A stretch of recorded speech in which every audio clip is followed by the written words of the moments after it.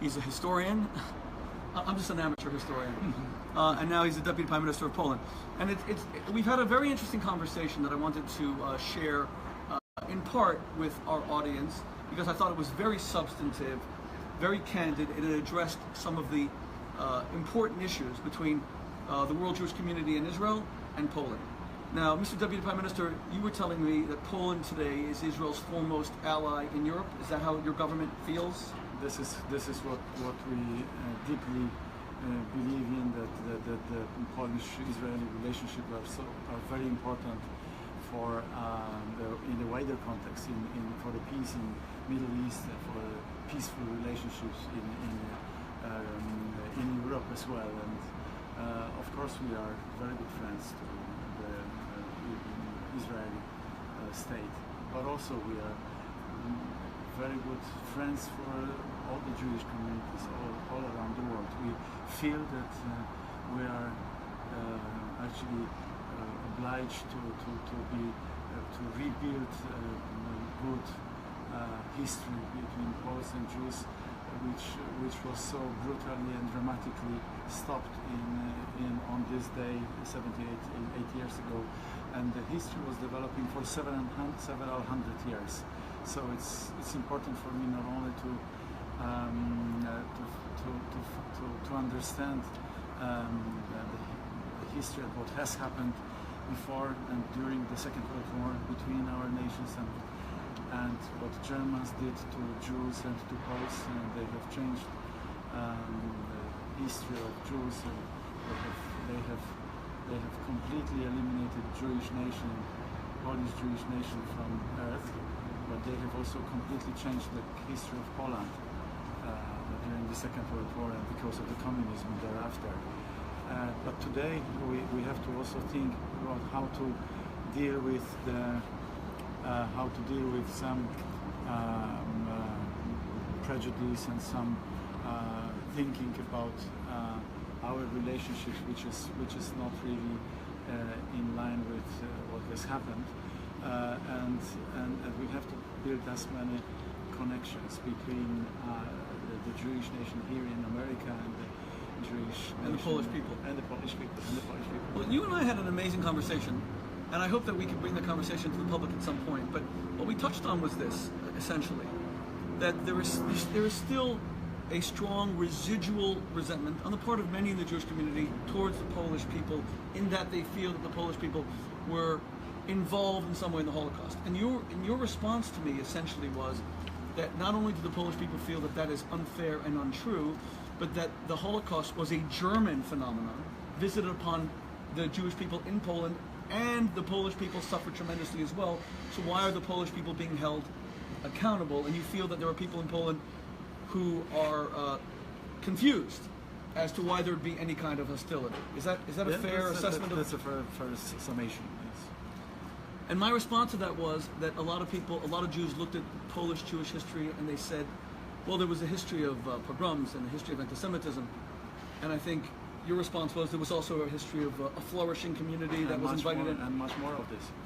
Of a flourishing community. Of the flourishing. And you feel that story has not been told sufficiently? Not been told, and we have a fantastic museum, Polin, in Warsaw. It is a fantastic museum. Yes, yeah, to which everybody is invited, of course.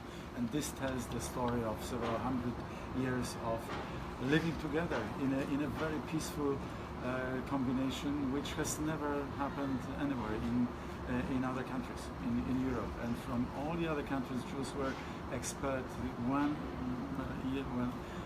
every now and again, and this has not happened in Poland virtually. And eventually, what happened during the Second World War changed completely everything. And because of the German narrative post-war, now many people think that maybe this is Nazis from cosmos, from the space, who came and who changed this. So you feel that the history. You feel there's an ongoing German narrative even today. Oh, absolutely. So in the German press, Germany was not responsible for the Holocaust. It was the Nazis. It was almost the a small Nazis segment. Plus the Polish concentration camps, as if Poland existed during the Second. Not only did not exist, but this has suffered alongside the Jewish nation. So Poland takes great exception, perhaps even offense by that terminology, Polish concentration camps? Huge offense. I think it's. You so think they should be called German unjust. concentration camps? Of German course, Nazi because they were German concentration camps. Yes. Do you feel that so we were talking about how do we get past this? Jews come in large number today to Poland, but not to see a thriving Jewish community in Poland or to see a thriving Polish nation. They come to see a giant Jewish cemetery, which is Treblinka, Auschwitz-Birkenau, Majdanek, etc. How do we change it? How do we forge a new future of Jews looking to Poland as a place where many of their ancestors are from, where there was hundreds of years of Jewish history, which produced some of history's greatest Jewish scholars? Yeah. Is your government interested in building that future with the Jewish people? Our government is extremely interested in building this second dimension, this second leg, because the first dimension is extremely important. That this has to be continued. Of course, all the places, Belgium, Sobibor, and the others, they have to be visited, and there has to be this has to be always present in our hearts and minds forever. But also, I think that we have to develop our relationships for the future. And there is a Jewish festival for culture, and there are in many small even towns and in other cities than Krakow and Warsaw, there are Jewish events, the Jewish festivals, which are very popular in Poland. And I'd like to invite everybody, every Jew and every American from here, from the United States, to Poland, because this can create a much better climate for us talking about history, but also us concentrating about on the future and how to create a better world for everyone. So, Mr. Deputy Prime Minister, I mean no offense, believe me, and I've been very impressed with our meeting, and I look forward to getting to know you better. I'm very grateful to Johnny for introducing us. But how would you respond? And I've apologized ahead of time to say the famous quotation from one of the Israeli prime ministers, Yitzhak Shamir, that the Polish people drinking anti-Semitism from their mother's breast. Is that an accurate quotation? How would you respond to something like that? I would bring all the facts and figures and all the hundreds of years of our history to just to falsify this, to show that this is complete nonsense. And in every nation there are good people and bad people. It was very unfortunate that during the Second World War and before that, in the German nation there were so many bad people. Probably the majority of all the people were bad people. But in Poland we have lots of interest in Jewish culture, in Polish Jewish culture. There was a language which is no longer in existence, and my friends are trying to learn this language. I mean Yiddish. And there's a resurgence of interest in the Jewish community on the part of non-Jews in Poland. I saw it myself. I saw 10,000 non-Jews in Krakow at the Polish Jewish Festival, and I spoke there.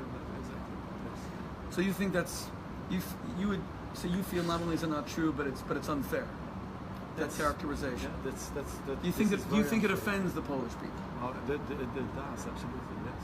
And that the Polish people today are very interested in a friendship, being strong allies of Israel, and friendship with the Jewish community globally.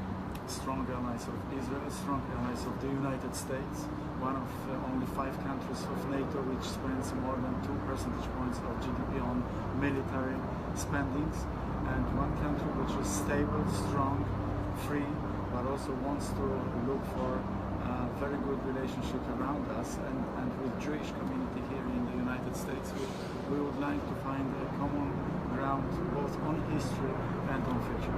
Well, I was at President Trump's speech in Warsaw. I was very impressed that the president was there. I was honored to be a part of it, because after seeing all the horrors that were visited by the Einsatzgruppen and the German army and the Nazis on the Jewish people, to see the President of the United States, leader of the free world, suddenly arrive in your country was it gave us a feeling of, thank God, there's a close friendship there. Let me just finally say, I visited Poland recently. I went to places that were very painful for the Jewish community. I will absolutely say that we were treated with warmth and friendship by all the Polish citizens we encountered. At the Polish Jewish Festival, we encountered thousands of people who want to know so much about this almost vanished nation that was once such an integral part of Jewish history. And I do hope that we will forge far stronger ties, deeper friendship with the American Jewish community, Israel. I think that you can be a very important bridge. I think that you're a man of eloquence, and I think that you have great candor in being prepared to address some of these difficult issues that we often sweep under the rug. And I thank you for this conversation. And I wish you a safe trip back to Poland. I look forward to visiting you in your country again. And since my grandfather's from Lomża, I look forward to getting to know so much more about our own roots in Poland, God willing. Thank you, Mr. Thank you very much. God bless you. Thank you.